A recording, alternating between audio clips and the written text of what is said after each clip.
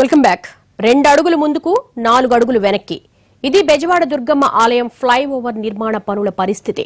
నిన్నటి వరకు ఎండలు మండిపోవడంతో కార్మికుల కొరత కారణంగా పనులు సాగలేదు.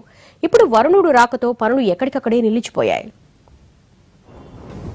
విజయవాడలో అత్యంత కీలకమైన దుర్గమ్మ ఫ్లైఓవర్ నిర్మాణం సర్కార్కి సవాల్గా మారింది. ఎంతో ప్రతిష్టాత్మకంగా తీసుకుని ఈ ఫ్లైఓవర్ నిర్మాణ పనులను చేపట్టింది ప్రభుత్వం. అయితే ఊహించని దానికన్నా ఎక్కువగా నిర్మాణంలో ఆలస్యం జరిగింది. అందువల్ల ట్రాఫిక్ కష్టాలు తీవ్రమయ్యాయి. ప్రధానంగా విజయవాడ హైదరాబాద్ జాతీయ రహదారికి మధ్యలో ఉన్న ప్రాంతం కావడంతో ట్రాఫిక్ సమస్య ఎక్కువైంది.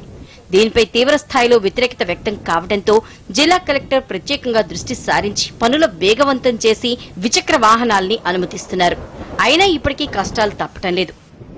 ఇక 2 నెలలుగా బానుడి భగభగలతో కార్మికులు లేక పనులు ఆలస్యమయ్యాయి. ఇప్పుడు మరో సమస్య వచ్చింది. వర్షాలు కురుస్తుండటంతో పనులకు ఆటంకం కలిగింది. అయితే ఎట్టి పరిస్థితుల్లో పనులను సెప్టెంబర్ నాటికి పూర్తి చేస్తామని, నిర్మాణంలో నాణ్యతా ప్రమాణాలకు రాజీ పట్టం లేదంటున్నారు అధికారులు. Major part of the project pending ఉంది. దానికి డైలీ రిపోర్ట్స్ ఆనరబుల్ సీఎం గారు అడుగుతున్నారు.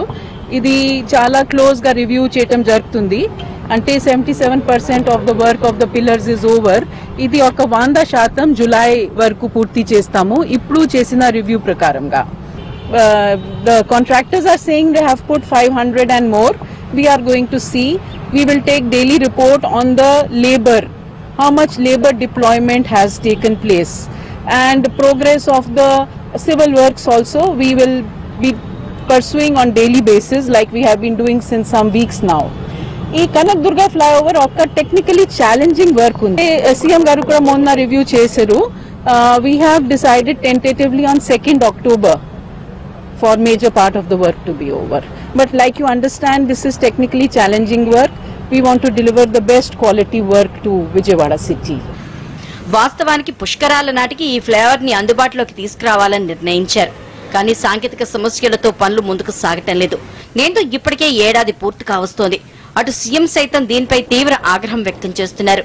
దీంతో ఇప్పుడు ఉన్నతాధికారులు రంగంలోకి దిగి సమస్యను అధ్యయనం చేస్తున్నారు. ఈ రోడ్డు పోర్షన్ కింద 4 లేన్ రోడ్డు ఒక బ్రిడ్జ్ కట్టి ఇక్కడ అక్కడ ఈపీ ఒకటి మొన్న May 8th ఓపెన్ చేసి 4 లేన్ ట్రాఫిక్ ఇవ్వగలిగాము.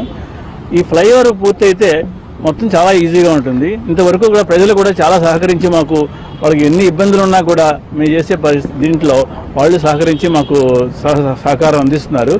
కాబట్టి వాళ్ళ ఆశీస్సుల్లో వాళ్ళ యొక్క సహకారంతో మేము టెక్నాలజికల్గా కొత్త టెక్నాలజీస్ పెట్టి ఫాస్ట్గా వర్క్ చేసి ఫాస్ట్ కంటే కూడా క్వాలిటీ చేయాలని, ఇది మన కంట్రీలోనే ఫస్ట్ ఆఫ్ ఇట్స్ కైండ్ బ్రిడ్జ్గా ఉండాలి అని చెప్పి మేము ప్రయత్నం చేస్తున్నామండి. ఎప్పటికప్పుడు టెక్నాలజీ యూజ్ చేసుకుంటూ డిజైన్స్ మార్చుకుంటూ.